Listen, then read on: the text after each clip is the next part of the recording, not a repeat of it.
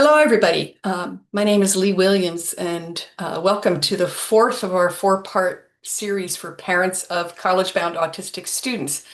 I'm the executive director of the College Autism Network, which is a kind of loosely affiliated membership association across the country and beyond of people who work on college campuses, supporting autistic students, either through specific programs or in disability services. And you'll hear a little bit more about how these folks do their work and the ways in which they support college students.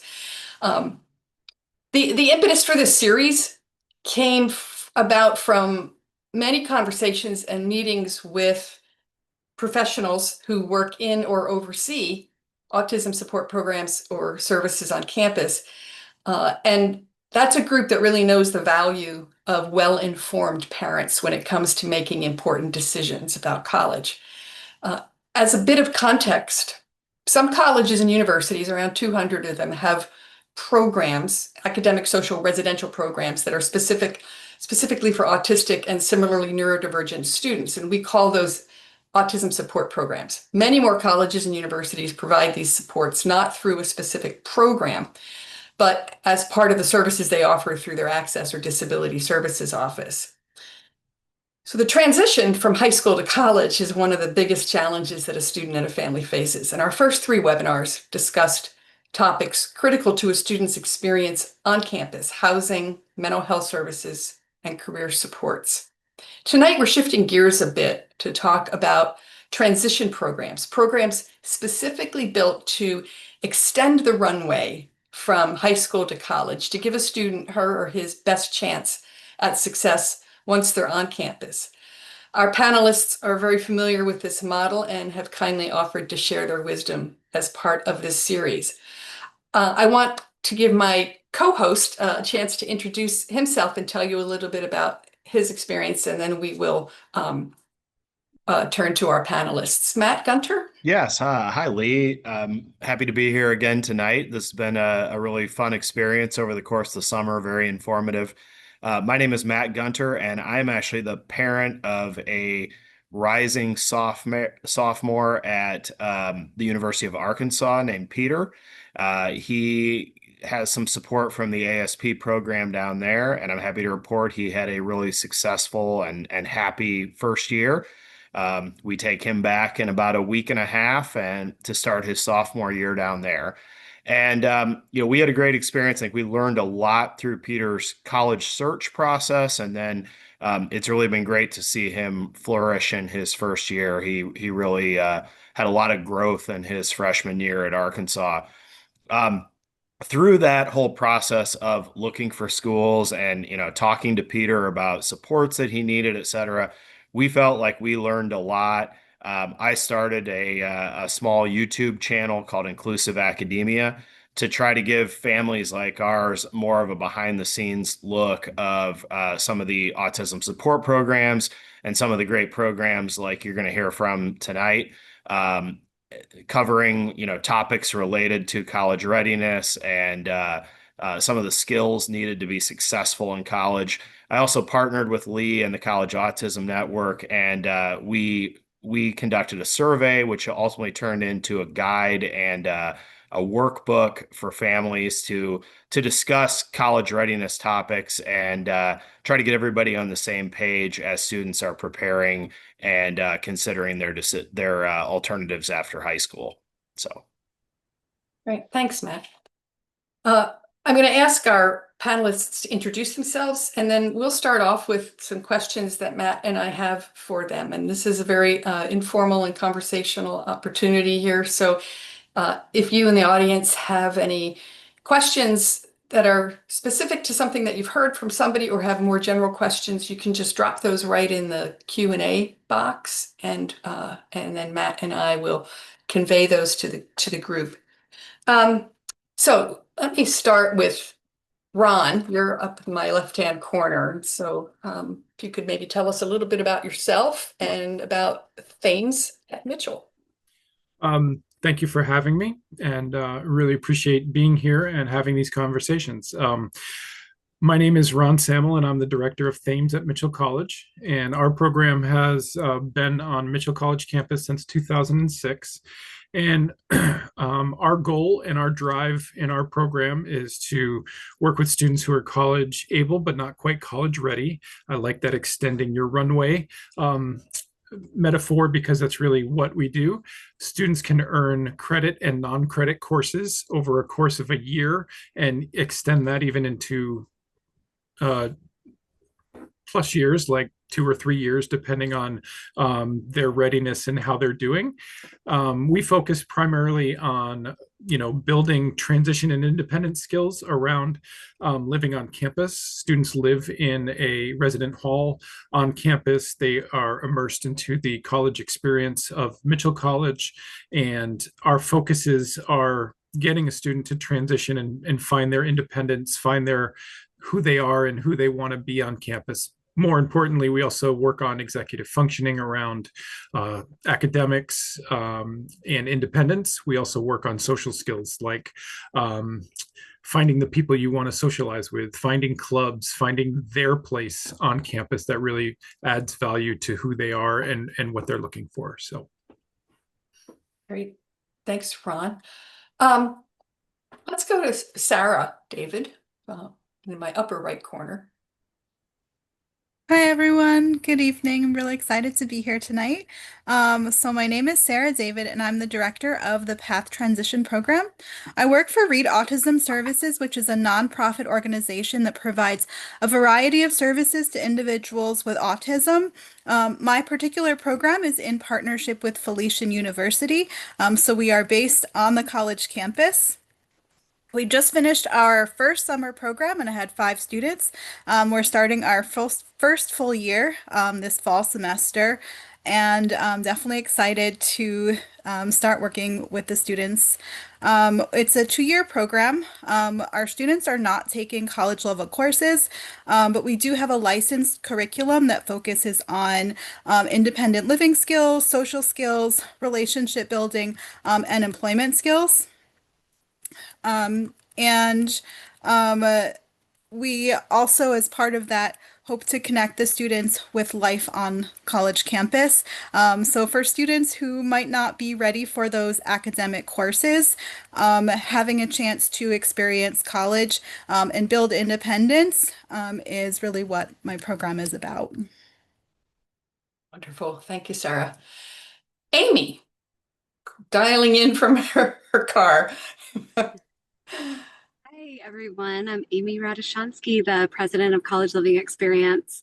It's great to be amongst this group of diverse programs. And one of the things that we aim to do at College Living Experience, or CLE as we call it, is be able to provide choice. And we do that because our model is one in which we have cities in which we're located in, and we work alongside students as they pursue higher education. That's choice that we want to honor for all individuals with autism. And so we do that by saying, hey, you might be on a college track, and that's wonderful. That can mean a university in the city that we're located in.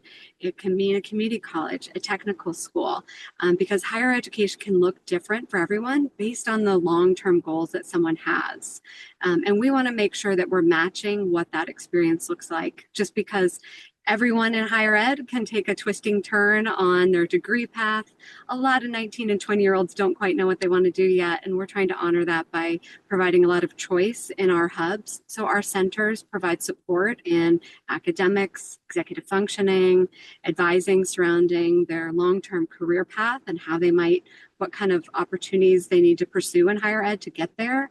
A really central part of what we do is create community, and that's fostered through students working with their roommate, going out and having social activities that are hosted by CLE, but also push into the activities and really explore things on college campuses and in their community.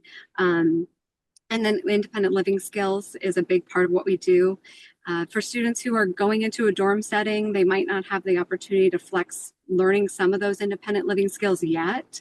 And so we're working on those alongside their college experience to make sure that they're learning all the things of financial literacy and household organization. Being a college student is hard. Keeping that apartment as clean is harder.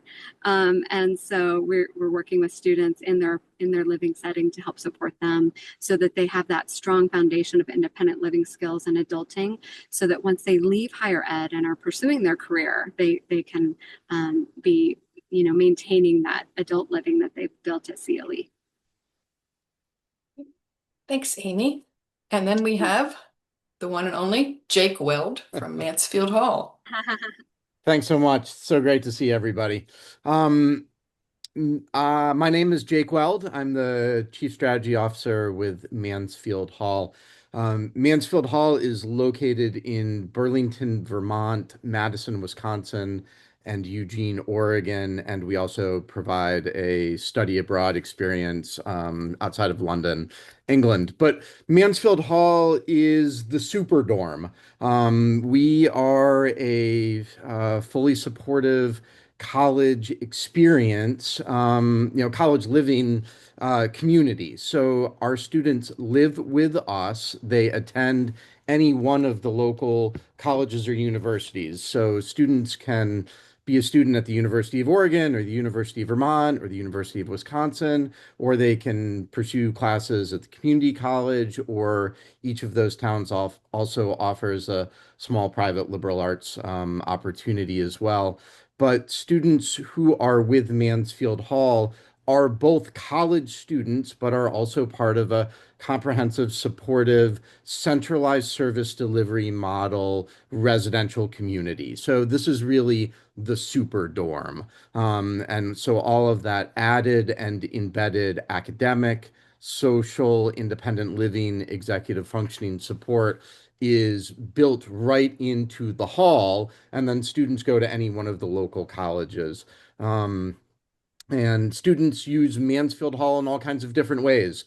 Some of them use us as a slow and supported start at one of the local schools. Some students use us to explore college and college integration, and they know that college is something that's interesting, but they also know that they might want some added support. And a lot of students use us as a very intentional, supported academic gap year. So they might get into college of choice somewhere else, defer for a year, come to Mansfield Hall, really practice those college skills in a college environment, and take college classes at any one of the local schools, and then head off to school of choice.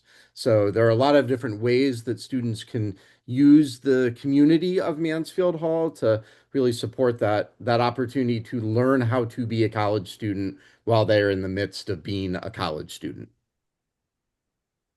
Perfect. Thanks, Jake.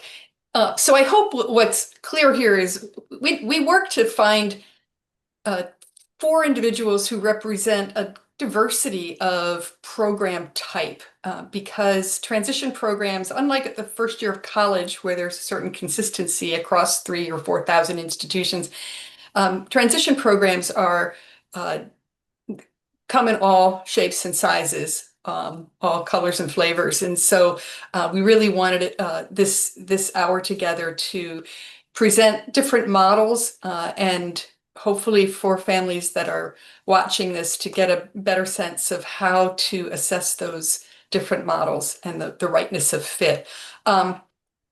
We had a question from somebody in the audience. Sarah, can you drop a website for your program in the chat? This person just said that she didn't hear the name of the college you're partnered with, and so I want to make sure that we've got websites in the chat there. So if you can do that, and actually, Amy, Jake, and Ron, if you'd like to do that, just put the website right in the chat for Sarah. Turn that to everyone where it says the 2. And that way we'll make sure that the audience sees that as well. Thanks. So I'd like to start us off with a question, and any of you can answer this because I know you all have a lot of thoughts on this. What reasons have you most often heard from families that are considering a transition program for their student? I'd like to start us. Sarah? Oh, sure. Yeah, so go I ahead. think one of the biggest things that I've seen from parents and from the students is they want more independence, but they still need a level of support to get there. That they've started building some of those skills and they're really excited for it, but they're really looking for, I guess, easing into that independence and being able to do things on their own and knowing that there's someone there so to support them and ask questions when they need. Okay, great, great. Jake, you had a thought Yeah, on this? so Yeah, Oh, I think that going back to some of your earlier webinars this summer, thinking about that transition from high school into college and that fundamental shift from a paradigm which is adult oriented and school and parent oriented in high school, and then the shift into the college paradigm where it is incumbent on the student to be their own self-advocate and their own case manager in a traditional college setting, and the recognition that there's actually a lot of landscape in between those two kind of vastly differentiated continental perspectives, right? And so the capacity to bridge those two spaces from a world that is entirely school, teacher, parent directed and initiated into the world where emerging young adult is their own case manager and self-advocate, but to recognize that college can be a space to learn how to do that, but continue to have the additional support of engaged and supported adults around you. And without that, there are lots of students that maybe wouldn't be successful in the college experience, but with a bridge experience of some kind, and obviously it's about finding the right fit for that student and that family, that students can learn how to do that for themselves over time. But all of these options offer opportunities for students to practice and sort of traverse that transition smoothly and slowly as opposed to abruptly and alone. right, right. A good pace. Amy? yeah, yeah, I think you hit on what we see the most of, Jake, I think, is that bridge. The other piece that we receive is about 30% of our students have attempted and pursued higher ed on their own and either had an interrupted start in their first semester or at the end of year one, year two. There's kind of sometimes that messy first semester and uh-oh, what's going to happen now? We realize that this is more than we anticipated and it's not going as successfully as we hope for. We want to, press a restart on that. Sometimes also we see students, year one, we are talking about college capable students who can do it, but then management and organization and all of the independent living and social components come into play. And so then sometimes it's that second or third year that becomes real tough because now the coursework has gotten harder or dynamics somehow of the college experience have shifted. And so we see and mental health components arise too, anxiety, stress for students. So we see both students bridging, but also that interrupted experience for students where they made it through a semester or a year or even 2 years sometimes, and then things got a little bit overwhelming for the student, and they recognize that a more wraparound model might get them through that challenge that they're experiencing. Interesting. Yeah, and if I could just add on a little more, Yeah. I think families come to us, and I say families because sometimes it is the student, sometimes it is the parent, and it comes with that cautiously optimistic outlook, that they haven't had a traditional, experience in their high school, or they haven't had a traditional pathway through education. We want to provide different on ramps for them, and find the right fit for them, also the right next steps and beyond. I think when we think of students some students really want to come and be close to the academic experience, as close to college as it can be. Some students really want to come here and see if living independently fits their expectations. So with our jumpstart program in the summer, students can really sample that, and really try it. But I also agree that while we're prepping students, I think Amy really hit on the idea that there has to be different benchmarks that we look at across. Maybe it's an associate's degree, maybe it's then a different experience after that associate's degree, maybe it's a bachelor's degree. But those significant kind of benchmarks where we can stop and say, okay, here we are. Are we good with our mental health program? Are we good with how we're doing independently? Are we good with the academic portion? And assess all those things in real time as they move through those pathways, so we're not overloading them, we're not getting to a roadblock, we're not falling behind, or sliding back into habits or situations where it just feels like really pressurized. So we want to consider all those factors as we move through both our program into college, into their experiences. So it sounds like one of the themes from listening to all of you is just the capacity of a good transition program to really individualize the experience for students in a way that might not necessarily happen on a college campus, especially maybe a larger institution. So it's interesting to hear that thread through each of your answers. Matt, you look quizzical, like you've got a question. Yeah. This has been great perspective already, and I think if you are a family and a student that is considering a transition program, Lee already kind of at the beginning said these can take many different shapes, sizes, etc. What are some of the various models that families and students might encounter? Is there a way to kind of segment them, if you will? And I guess importantly, where would I start my research process as a family if I'm looking into a transition program?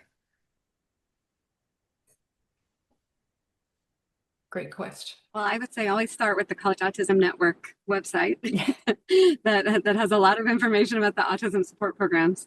That's always a great place to start. So if I were to simplify it, there's like the on-campus push-in programs that are, accessibility related, maybe not autism specific related, but just capturing that broad group of neurodiverse individuals. All college campuses are going to have some kind of accessibility office on there. Start to look on their website, see how visible it is. What do they call it? Where's this building on their campus? What's the ratio of support that they have available there? And then if an individual says, well, I want someone that knows a little bit more about autism specifically, then, okay, starting to assess and use CAN's website to really look at that database of who's identifying as having an autism specific support program. That there's also specialized colleges looking at neurodiverse students in particular. There's Beacon College, Landmark College, look at neurodiverse students. Those are college-specific campuses, or neurodiverse-specific campuses. And then a lot of what's represented here, runs an on-campus program, but there's also the adjacent programs like Mansfield Hall or CLE, where we're adjacent and working with the college. So there's push-in kind of models and adjacent models that I think are really prevalent to look at, and more opportunities for families to really research, which is both wonderful and a challenge. Great, Amy. Others? I think some of the other things to look at is what's the focus of the program. So some of them around here that I've seen are vocational focused. Some are more focused on taking academic courses with support. Some are fully residential programs and some are commuter programs. So take a look at some of those as well, as I feel like a lot of the programs have a different niche or specialty in some of the outcomes or some of the focus on the content of the program as well. And we get a lot of students who are interested in how their proximity to home. I mean, some students just want to look at programs that are closer to their support systems at home. So that we always hear students saying how far they come or where they go, and that's part of it too. So here represented on the screen, right, we have kind of two loosely similar group organizations, right? So Mansfield Hall and CLE are national organizations with multiple sites that are independent of any institution that is in the vicinity, but working closely with those institutions. And the students might be enrolled in any one of the schools in Burlington, Madison, Eugene. And then Amy, how many sites do you have? CLE? 8 sites. How many? Fort Lauderdale, Rockville, 8. 8. Fort Lauderdale, Rockville, Nashville, Austin, Denver, Monterey, Costa Mesa, and San Diego. Great. So Mansfield Hall and CLE, independent organizations partnering with colleges in multiple locations. Run at Thames at Mitchell is that program is really owned by and managed by a single college. So Ron is a Mitchell College employee, and that program sort of sits there alongside the traditional 4-year school. Sarah, your model is kind of unique, right? Like you are an independent organization, but you are partnered with a single institution, right? Yes. And some of the best things that come from that is my organization is really focused on supporting individuals with autism. So there's a lot of resources. We have a chief clinical officer. We have a lot of different ranges of programs that we offer for students with autism. So I have a lot of support in that regard, but then I'm also on the college campus, so I get support and connection from the more traditional staff who are part of a higher education institution. Right. And so those staff feel some sense of ownership, right, of your program, and a really deep connection, as is the case, I think, at Mitchell. And Ron and Sarah, one quick question. Students who come into your programs, are they expected to stay at Mitchell and at Felician, or is this a program that can launch them to other institutions? I can start off just in the fact that students typically spend a year in the program. They understand the pathways through Mitchell College, and maybe they feel comfortable there. The supports into their freshman and sophomore year of college at Mitchell College is very similar to the supports we have in our program. So that kind of matches up ideally. Where we don't match up ideally is when we don't have a major that the student's interested in. So my job is to find a pathway that works for the student. Admissions would like me to say that they all should go to Mitchell and they should all be happy at Mitchell, but some students are deferred. They've chosen to use the Thames year experience to get ready and then go to their college of choice. So I think it's about pathways and making sure we're being honest with the student. A lot of our students, I'd say 75% of our students, go to Mitchell College initially because it's comfortable, because it makes sense to them, and they've made friends. They've kind of moved with their cohort. But eventually, when we get into the nuts and bolts of what they're interested in studying, we don't always have their major. Sarah? It's not expected for my program. My students may or may not be going on to a degree seeking program after this. We hope that if they're comfortable and they'd like to take courses that they can, but it's definitely not necessary. Okay, Very great. That's helpful. And Matt, before I turn it over to you for another question, I just want to remind the audience, if anybody has a question, just to drop it in the Q&A, and I will relay that to our panelists. Matt? Yeah, so kind of in the same vein, obviously we have four very different programs, and you represent a myriad of different students, and I'm sure they're all different. So this is a difficult question, admittedly, but could you kind of describe what does a typical semester look like for one of your students? Are most of them taking classes at a university for credit? If so, how many credit hours? And then what kind of fills the rest of their time Monday through Friday, at least? Jake, I you can want to maybe jump go in. first? Yeah. Yeah, so at Mansfield Hall, it is typical that our students are taking 3 classes per semester to start out with.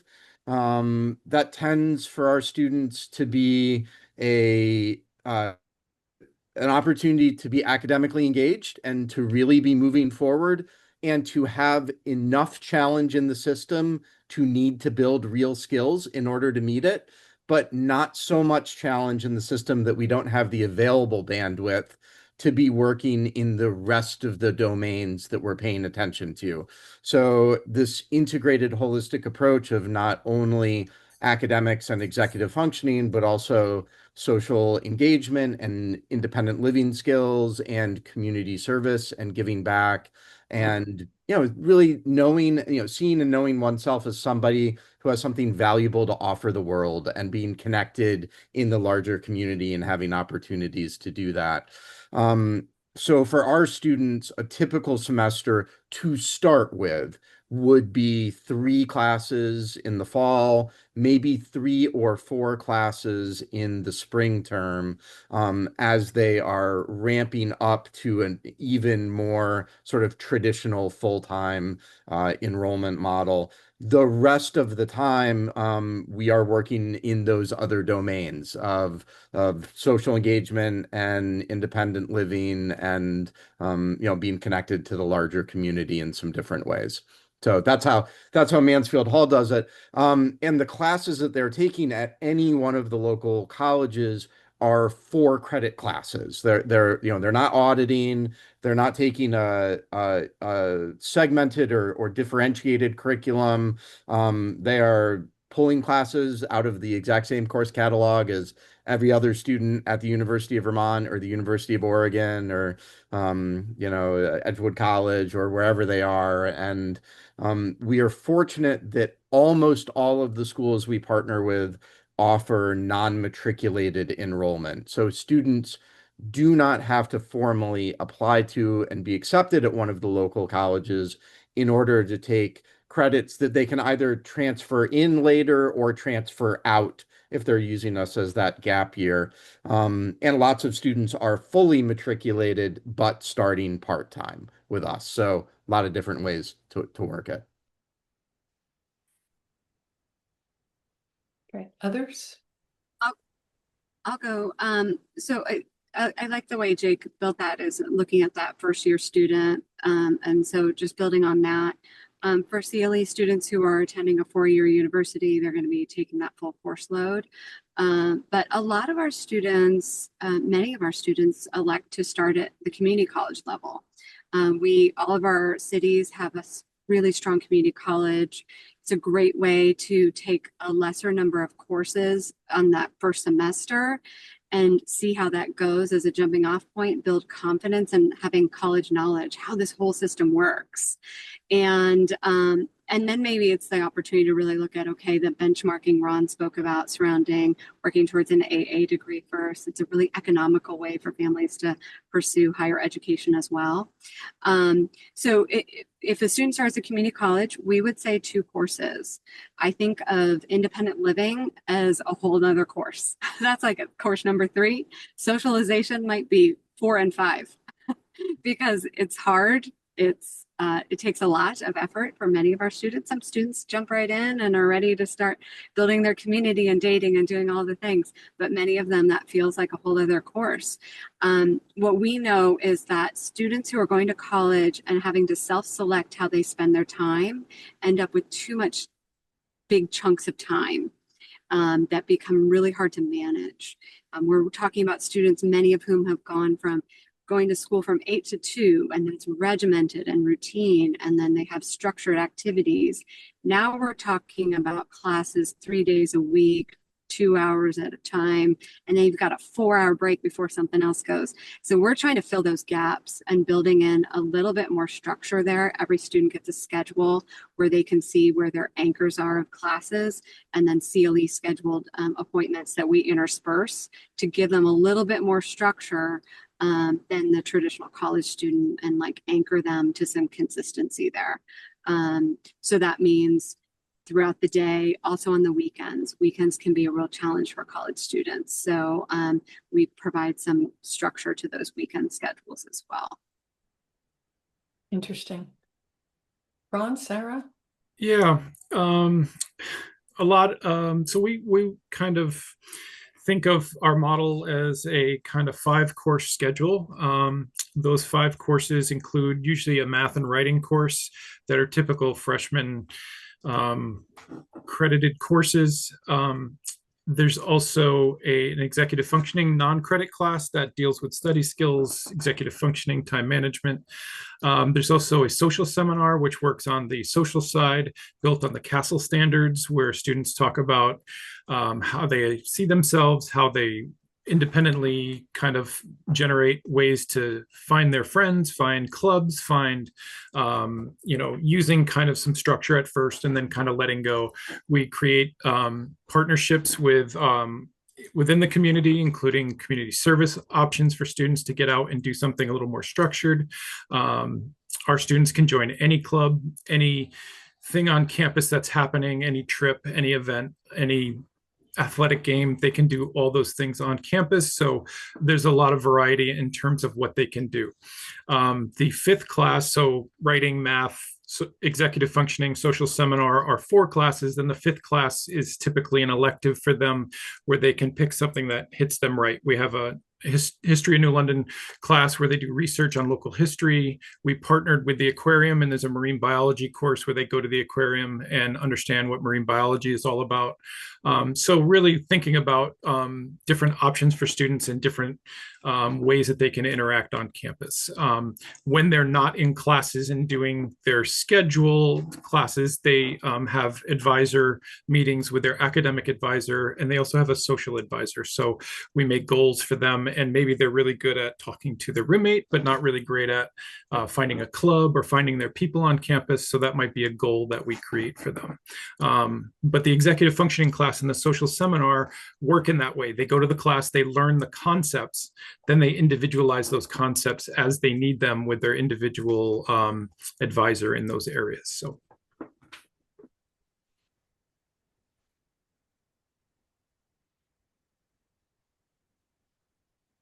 Okay, so my program, my students are not matriculated and they're not degree seeking. They're not taking college courses necessarily. We have a separate curriculum that we've licensed that's specifically for students with autism and focuses on life skills and independent living skills and employment skills. It's broken down into different units. So we as a group have our classrooms, and we'll start with a lesson within our curriculum. So things on relationships and finance and budgeting, healthy living, employment. So those kinds of general skills for independent living. And then a piece of the program is they'll have time to be independent on campus and explore, while also helping them build relationships and connecting them with the different resources and people on campus. So they get to experience that piece of college life while building the skills for independent living. Great. So it seems, listening to each of you, I think one really important takeaway, I think for our audience, is this idea of matriculating versus non-matriculating, right? So we have students, if a student comes in and is pursuing a particular major and there's a very rigid curriculum in place, it makes it difficult for them to experiment and try other areas. For students in the transition programs, here there is some flexibility that, there's really a desire to help a student find the right path. And so matriculating basically means that a student is enrolled in, and they have gone through the admissions process at that institution, just like any other student. They are enrolled and they are leading toward a degree. Non-matriculating students, they come in more as a kind of continuing education admit. So they are not necessarily pursuing a degree, but they may earn credits that when they are accepted into the institution will count as academic credits.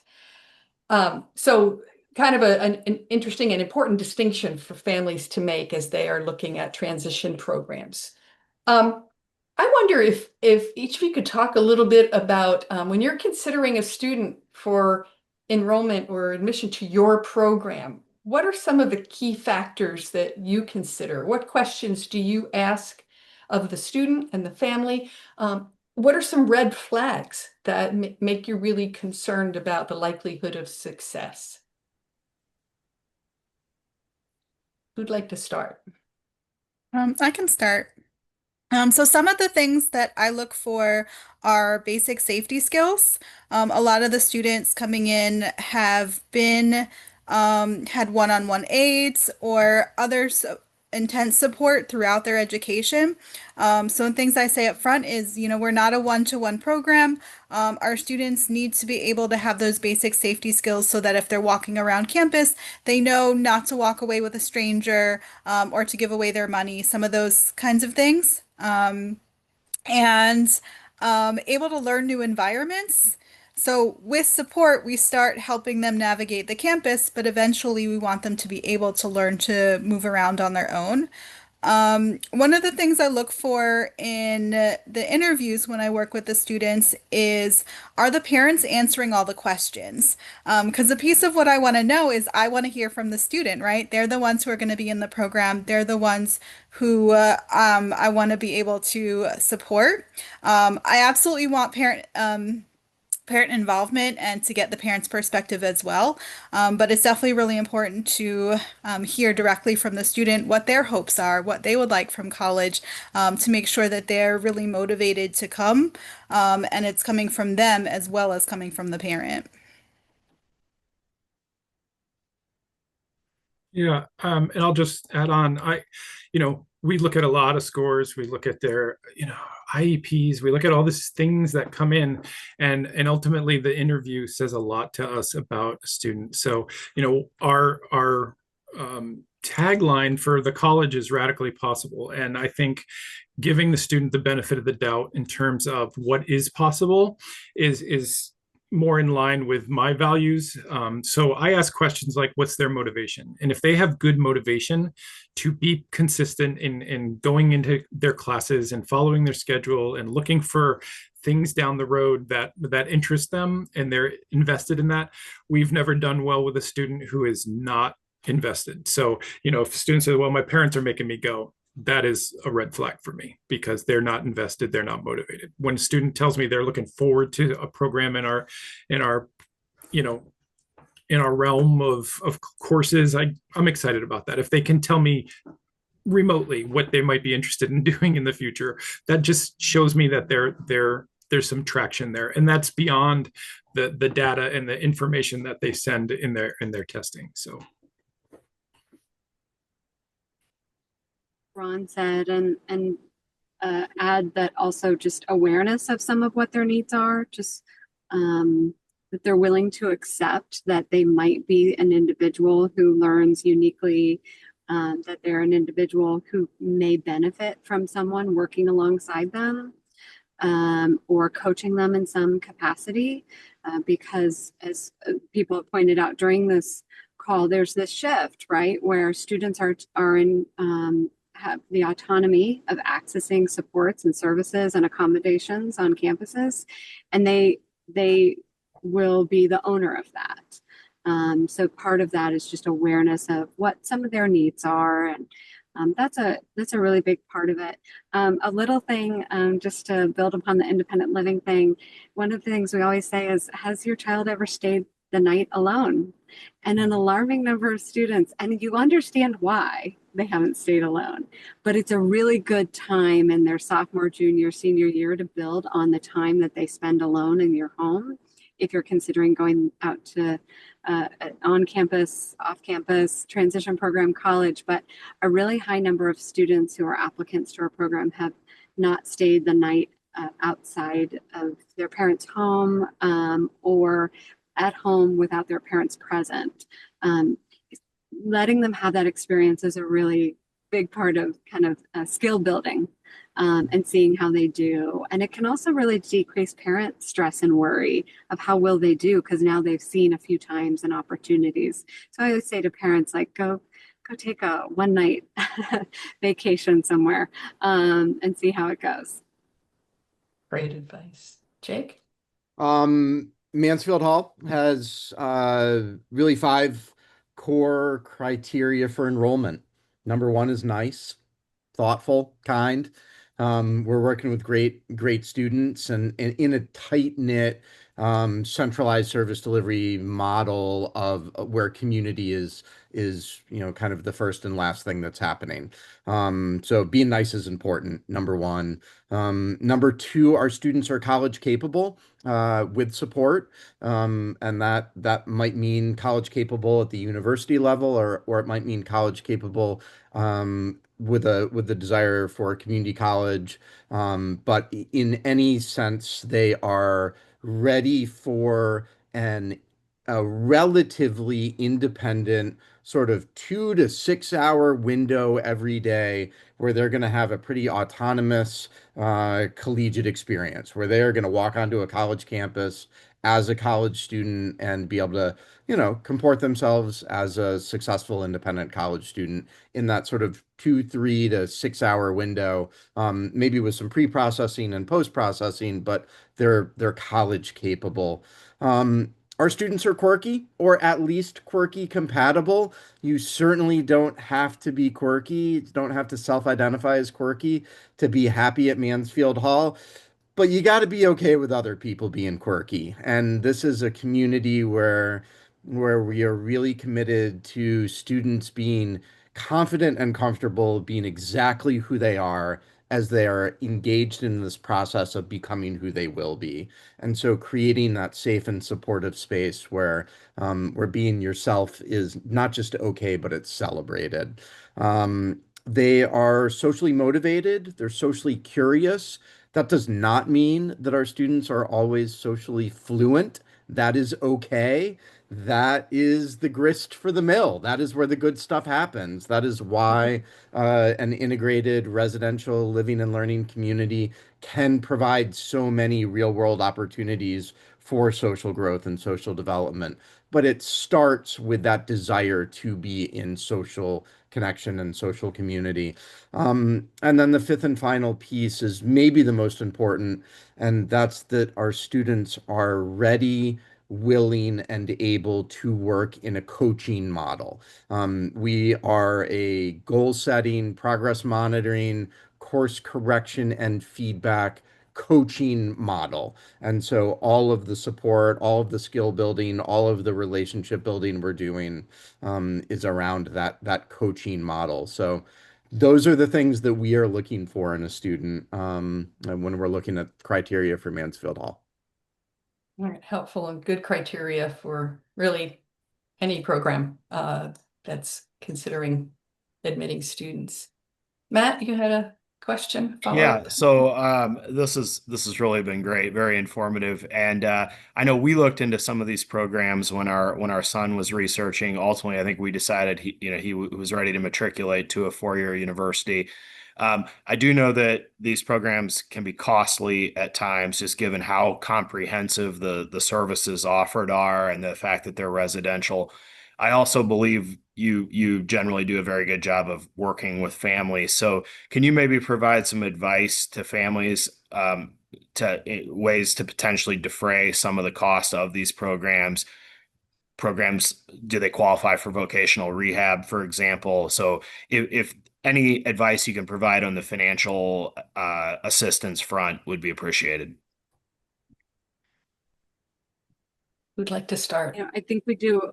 Yeah, I think it is a complicated puzzle to put together funding across 50 states and what people have access to. But I think I would say vocational rehabilitation is certainly one in which we've worked with in many different states. People often are using parent advocacy groups, parent support groups to help look at self-directed funding, which is another big component that is helping support students. In our communities, about I would say 60 or 70% of our students in California are accessing state-funded services in California. So that's our commitment, is going through that process of being a vendor of the state and fulfilling those requirements so that people are able to access it, and it offsets the cost of our program. But that's a regional center in California would be the name of that organization that often supports programs within the state of California. But yeah, voc rehab, self-directed funding kind of components. Some of the stuff in California is a little uniquely different. Every state. But I think a lot of it is using the parent organizations, parent groups, advocates in that space are so helpful to help weed through a lot of that information. Great point, Amy. Others want to add to that, Jake? Yeah, for those of us who are in the college space, 529 college saving funds can be used, and for some of the options that are out there that are really embedded on and in a college setting, that can really open up some more traditional college loan funds as well. So for Mansfield Hall, because we are not the degree granting institution, and because our students are starting out in a part-time enrollment basis, what matriculated or non-matriculated, either way, they're starting part-time, that closes the door to some of the more traditional college loan stuff, but it still keeps the door open for things like 529 college savings funds and the use of ABLE accounts and things like that. Great, helpful. I'll just add a little more. We're kind of on that a lot of those same resources work on our side because our students are yet to be matriculated students. We also can and often work with transition programs and school funds to extend a transition service through high school funding. So, and I know in Connecticut, but some other states locally in New Jersey, Massachusetts, New Hampshire, we've worked with public school systems to provide a transition, a post-high school transition service outlet for different schools. So that's an option too. Mm-hmm. It can be a daunting thing, right? When you look at the price tag of some of these programs, but hopefully what you've heard here is that there are some options to pursue before you throw in the towel and say it's too costly. People do find a way to make it work. And, a disastrous first year of college is also pretty costly, both in terms of finances and the self-esteem of a student who was not ready to be there.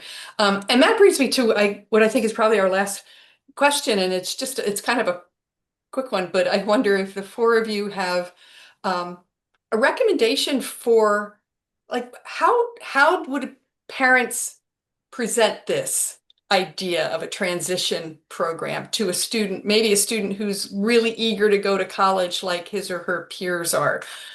What do you think a parent needs to communicate to make the case for a transition program? I think it really depends on what the program is, right? First of all, but if I think about something, like CLE or like Thames or like Mansfield Hall, where we are all really engaged in the college experience. This is not college. This is college. We are not, families are not looking at their their student, their son, their daughter, and saying, we don't believe you can do college, so we're having to pivot to go do this other thing.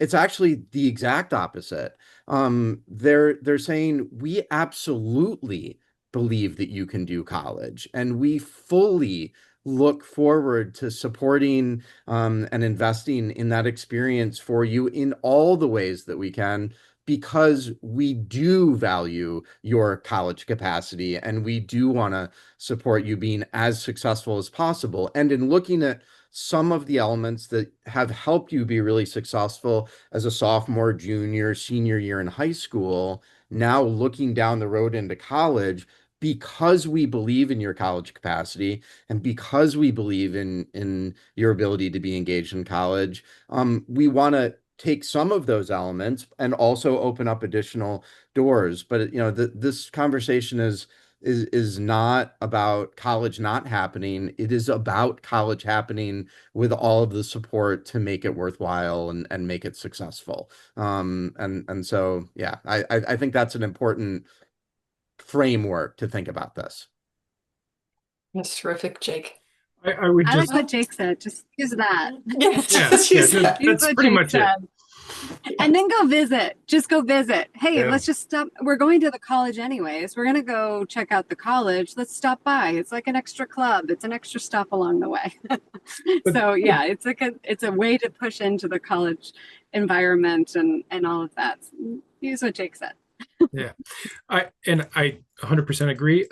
But the other part is getting the parents to separate from their students, so the student can come on campus. Once they're on campus and they have their own experience, and I just mean admissions times and like just separating the parents, and even pre-programs.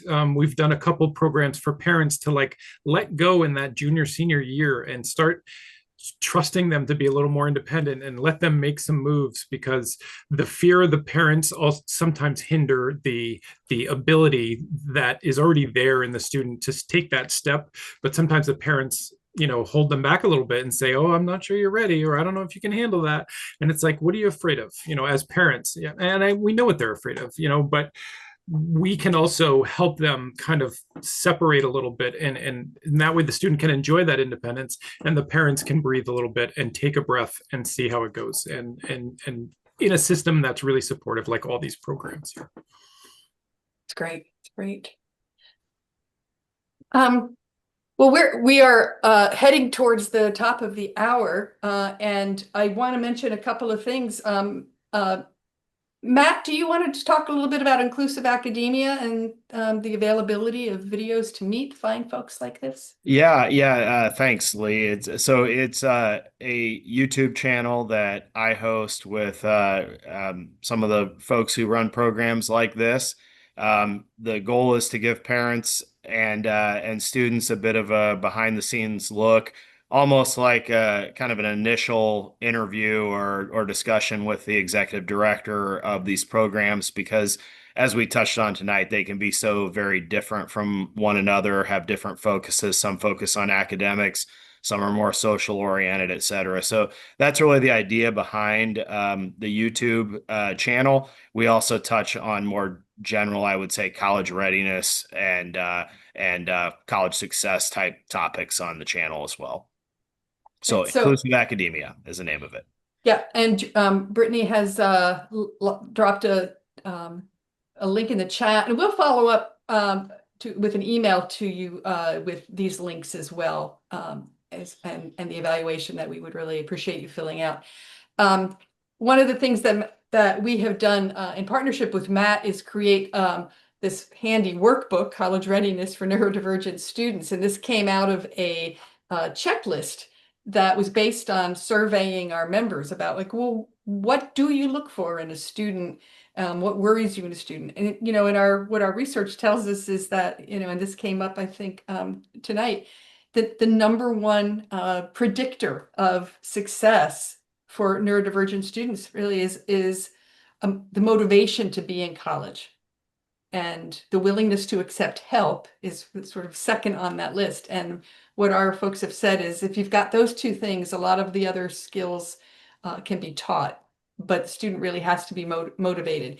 And this workbook and this checklist, which you can find on we have another link there in the chat. A really great way to help frame a conversation for a family that is starting to talk about college for a neurodivergent student. What are the benchmarks? What are the things we have to look for? What are the best predictors of success? The last thing we want is for students to be pushed out of the nest when they can't fly. Nobody wins that way. So you'll find that in the links that we're sending you. And I want to say thank you to Matt, of course, my co-host, and Brittany, who's kind of behind the scenes here doing our tech, and of course our panelists, Ron, Sarah, Amy, and Jake, for spending this hour with us, providing what I think is just really critical content for families in the midst of this transition. So look for an email from us with the evaluation and these links. And I just want to say thanks again for everybody who registered. We really appreciate your confidence in the value of our work. And panelists, I'm sure I'll see you down the road somewhere. Thanks, everybody. Good night.